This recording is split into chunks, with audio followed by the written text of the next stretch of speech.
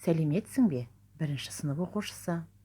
Мектеп табалдырығын аттаған қадамың құтты болсын. Бүгіннен бастап жаратылыстану пәнін бірге оқитын боламыз. Жаратылыс деген сөзді қалай түсінесің? Алғашқы сұраққа жауапты бірге іздейік. Бізді қоршаған әлемді табиғат деп атайды. Ертеде оны жаратылыс деп атаған. Табиғатты жаратылыстану ғылымы зерттейді. Бізде үлкен ғалым аға тәтелеріміз сияқты жаратылыстану ғылымына бірге сапар шегеміз. Бұл пәнді оқуда бізге Негеш пен Эврика көмекке келеді. Қане, жаңа достарымызбен таныс болайық. Менің есімім Негеш. Мен сұрақ қойғанды жақсы көремін. Ал менің есімім Эврика. Мен құпияларды ашып, болжамдар жасағанды ұнатамын. Балалар, Негеш пен Эврикамен бірге жаратылыстану әлеміне қош келдіңдер. Бүгінгі сабағымыздың тақырыбы «Мен зерттеушімін». Бүгінгі сабақта бақылау жүргізуді үйренесің. Заттарды өлшеп, нәтижесін жазуды білетін боласың. Суретке назар аудар. Бала не істеп отыр? Дұрыс айтасың, ол күнбағыс гүлін зерттеп, нәтижесін суретке түсіріп отыр. Олай болса, заттарды зерттеу үшін алдымен бақылау жүргізу керек. Бақылау кезінде зерттелетін заттардағы өзгерістерді байқап, нәтижелерін жазып отырасың. Зерттеушілер көзге көрінбейтін заттарды да бақылай алады. Олар үшін арнайы құрал жабдықтар қолданылады. Мысалы, лупа затты үлкейтіп көрсетеді. Микроскоп өте ұсақ заттарды зерттеуге арналған құрал.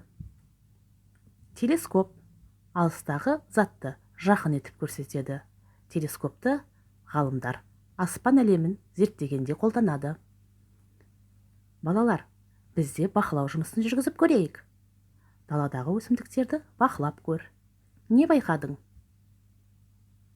Жарайсың. Суретте көрсетілген биік ағаштар, әсем гүлдер қазақ жерінің көркін кіргізіп отыр. Балалар, бізде зерттеу жұмысын жасап көрейік. Зерттеуші заттарды өлшеу кезінде әртүрлі құралдарды пайдаланады. Мысалы, сызғыш, түрлі түсті қарындаш, өзіңнің сүйікті ойыншығың текшелерді, қыстырғыштарды және күнделікті қолданылып жүрген жіпті қолдана отырып зерттеу жұмысын жүргізуге болады. Зерттеу жұмысын жүргізу үшін бөлме өсімдігінің бірін таңдап ал. Оның биіктігін қолыңда бар заттармен өлше. Мен зерттеуге монстера гүлін таңдап алдым. Және өлшеу құралы ретінде текшелерді қолдануды жөн көрдім. Қане, бірге өлшейік. Санаймыз. 1, 2, 3, 4, 5, 6. Сонымен монстера гүлінің биіктігі неше текшеге тең келді?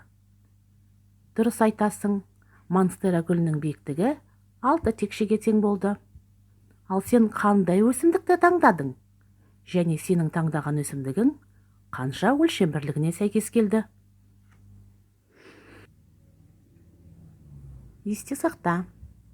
Зерттеушілер бізді қоршаған әлемді зерттейді. Яғни бақылайды, өлшейді, тәжірибелер жасайды. Және зерттеу нәтижелерін жазып отырады. Балалар, бүгінгі сабақта қоршаған әлем құбылыстары, үдерістер мен нысандарын зерттеудің қажеттілігін түсіндік. Сондай-ақ қоршаған әлем құбылыстарына бақылау жүргіздік. Яғни бөлме өсімдігіне зерттеу жасадық. Балақай, саған сабақ ұнады ма? Егер саған сабақ ұнаса, жасыл қарындашты таңда. Бұл сенің сабақты жақсы түсінгендігіңді білдіреді. Егер сабақты түсініп келе жатсаң, және саған көмек қажет болса, сары түсті қарындашты таңдауыңа болады. Ал егер саған сабақ мүлдем қызықсыз, түсініксіз болса, онда қызыл түсті қарындашты таңда. Мен сенің жасыл түсті қарындашты таңдағаныңа сенемін. Өйткені сен өте алғыр баласың. Осымен сабағымыз аяқталды. Келесі кездескенше сау сәлеметте бол. Назар аударғаныңа рахмет.